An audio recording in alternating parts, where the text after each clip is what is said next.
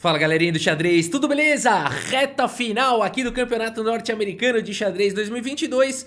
Vamos dar uma olhada aqui numa partida que eu trouxe do Hans Niemann, depois de um dia de descanso dos jogadores, agora retomou o torneio. Vamos ver a partida do Hans Niemann e faltará apenas 2 rodadas para terminar o campeonato em reta final, vamos lá.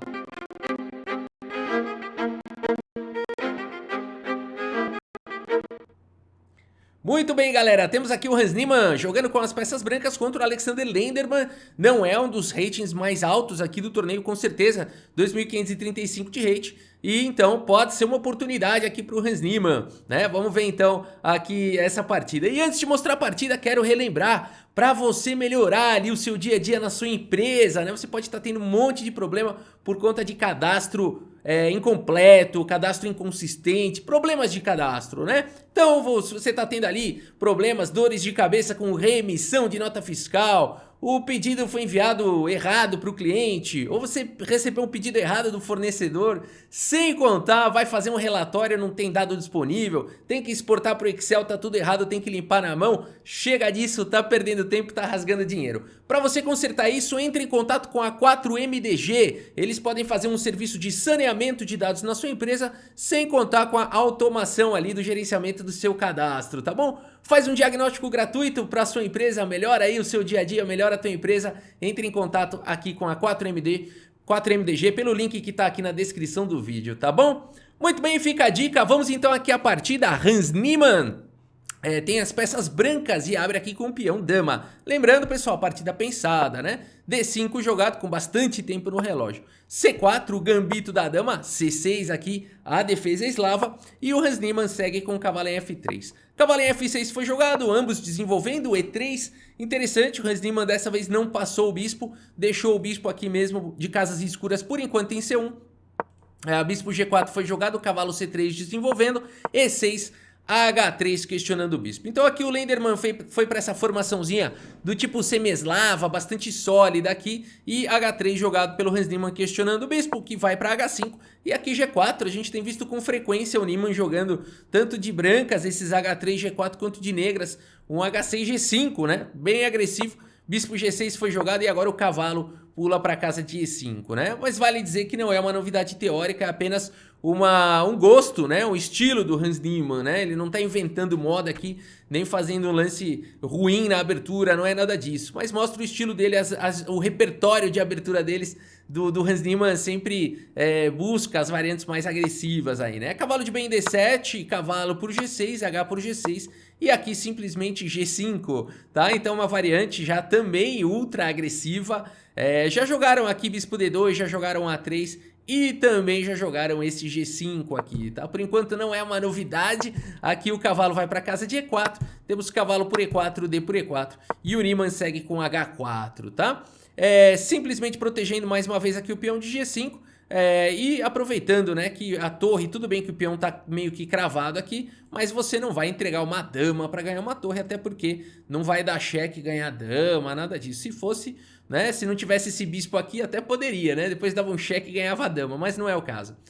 Aqui a partida seguiu com bispo B4 cheque, bispo D2 cobrindo, dama vem para A5 e aqui A3 foi jogado atacando o bispo. Bispo vem para D2, dama por D2, aqui dama por D2 e rei por D2 e F5 jogado pelo Lenderman, lance 16 aqui indo para o lance 17, C5 jogado aqui pelo Hans Niemann, rei E7 e B4 ganhando espaço na ala da dama. E aqui então torre D8, aqui sim no lance, que lance que é esse aqui? O lance 18 então das negras, a gente tem um lance nunca feito antes pelos mestres, tá? Vou abrir aqui para mostrar, a gente tem um pouquinho aqui de, olha só, né? Já alguns jogadores aqui de 2.600, 2.300, 2.400 chegaram nessa posição e obtiveram empate no ano de 2022, 2019, tá?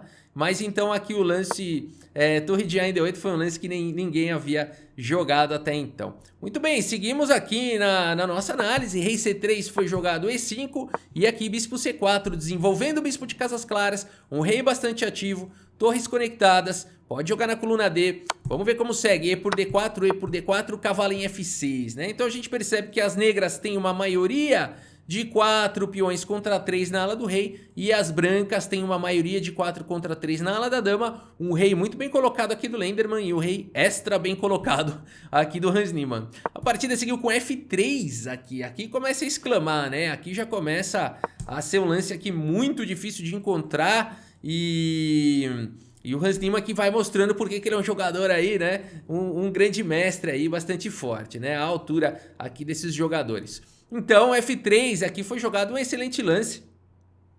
A gente pode considerar também aqui jogar com A4 ou torre de A em D1, mas F3 realmente tenta tirar proveito aqui do rei no centro, um tema bastante comum aí para quem estuda xadrez, né? Mas isso não, o tema é bastante comum, mas isso não torna o lance fácil de achar, né? Você tá jogando ali e tal. Muito legal entregar um peão aqui. E o Lenderman aceita E por F3, torre de A em F1, primeiro querendo recuperar aqui, já expôs o rei, mas é um peão perigoso, vamos capturar ele. Rei D7, torre por F3, cavalo E6 e a torre passa para E1, olha aí que lance interessante também, arriscando tudo, deixando o peão de H, mas no momento não dá para ser capturado o peão de H porque o cavalo está atacado. Cavalo volta para C7 e agora a torre vem para H3, trocou aqui, inverteu, né? Essa torre aqui, essa aqui de baixo que estava defendendo o peão de H4, agora inverteu.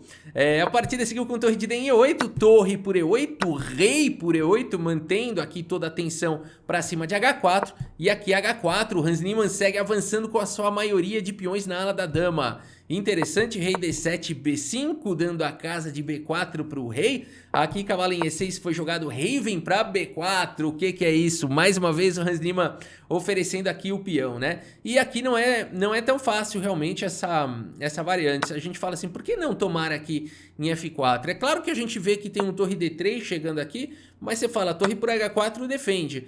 Mas aí rei C3, né, traz a sobrecarga para cima do cavalo que não consegue escapar e as brancas têm uma posição vitoriosa.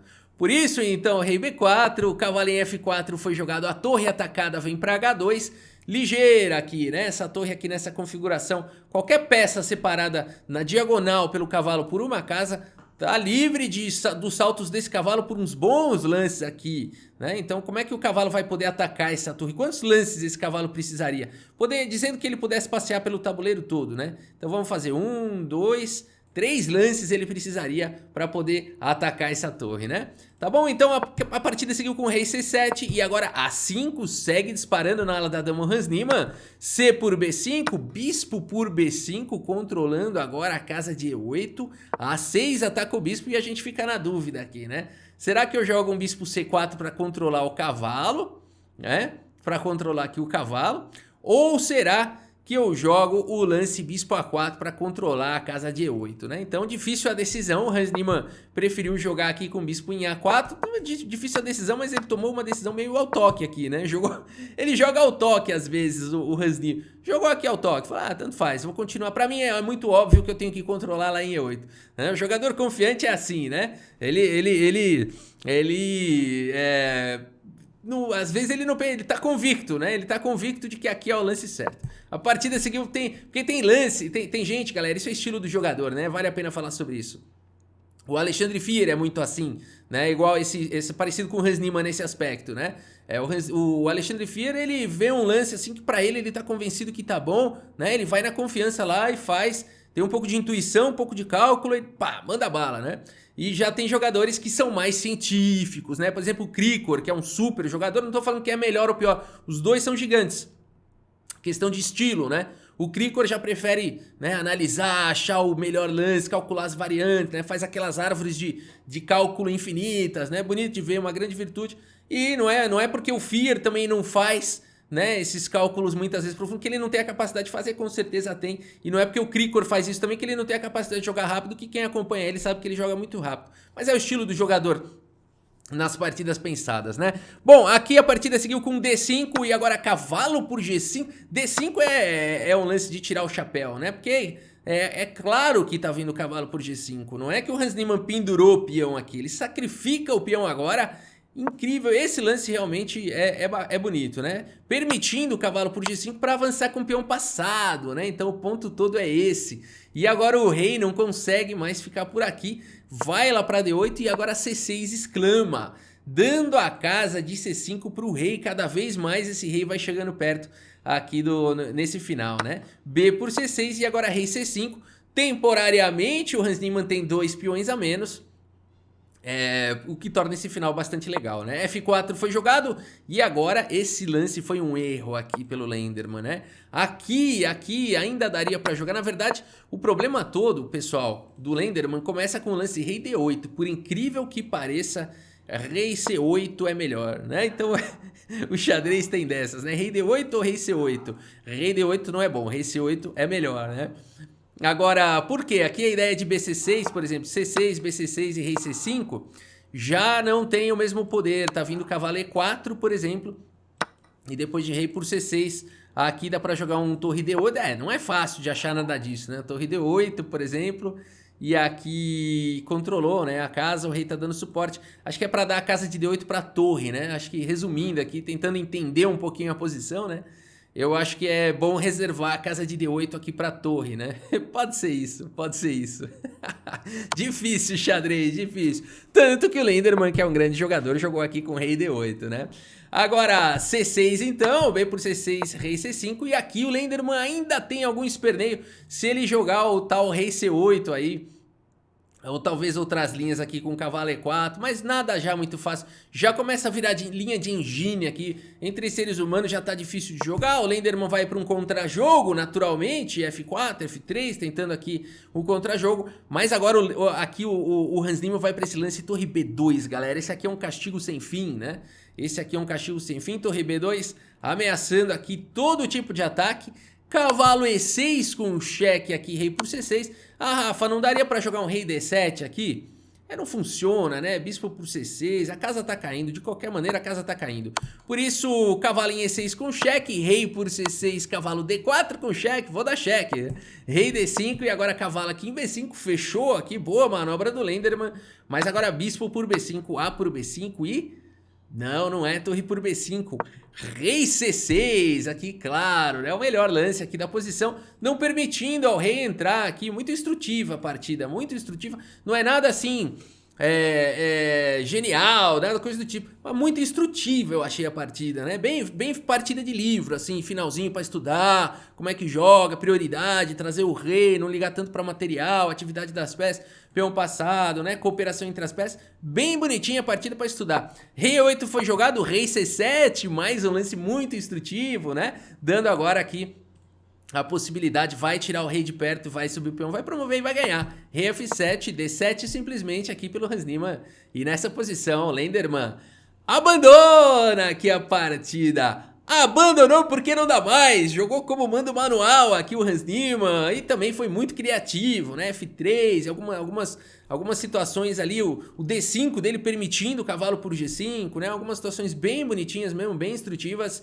Bem jogada a partida, muito bonita a partida aqui do Hans Niemann, né?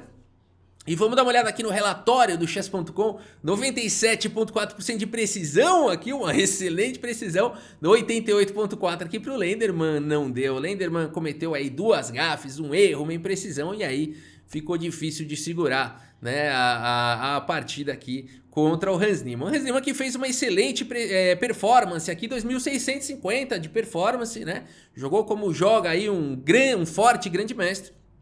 E aqui o Lenderman 2.579, apesar de ter tido também uma excelente performance aqui na partida, não foi suficiente aí para segurar os ataques aí do Hans Niemann. Tá bom, galera? Ah, Rafa, você sempre esquece, mostra aí a classificação, tá bom? Vamos lá?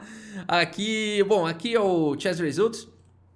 Na verdade, a gente tem aqui, ó, classificação aqui dos jogadores. Fabiano Caruana continua na liderança, hein? Vamos ver quantos pontos. 7,5 pontos e o Ray Robson na cola, galera. Eu fui dar uma olhada lá no Chess Results para ver a performance de rating do Ray Robson. Tá em quase 2.800, 2.780. Tá jogando demais esse campeonato. Tá na cola do Caruana. O Caruana tá também impecável, né? E a gente tem aqui Sevian Lenier com 6,5 pontos, a Wanderling, o garotinho com 6 pontos, legal. A garotinho já tem os 19, né? O Jeffrey Chong aqui com 6 pontos também, o Sam com 6, Wesley So 5,5, Darius, Hans Niemann aqui com 5,5, Aronian 4,5, não faz um bom torneio, Lenderman, Christopher Yu, 15 anos de idade, tudo bem, tá jogando um campeonato norte-americano, já tá bom demais, né? E aqui o Morad Abadi não faz um bom torneio, hein? porque você pode falar assim, o rating dele não é dos mais altos aqui, né? Realmente eu ia falar, mas o Lenderman, não, o Lenderman também tá aqui embaixo, né? Os três aqui com 2.500 e pouco são os três últimos, né? Não à toa, realmente parece obedecer aqui de certa forma. O Aronian, que chama atenção pelo rating dele, tá abaixo aí na tabela, né? Mas de forma geral, nenhuma surpresa, tirando o Awander Liang, né? O Awander Liang realmente tá muito bem colocado aqui pro rating dele, né? Muito bem, galera, agora sim, faltando 2 rodadas apenas para o Campeonato Norte-Americano 2022, a gente segue cobrindo. Eu espero que vocês tenham gostado da partida e do vídeo. Muito obrigado pela sua audiência, um grande abraço para todos vocês e até a próxima. Valeu!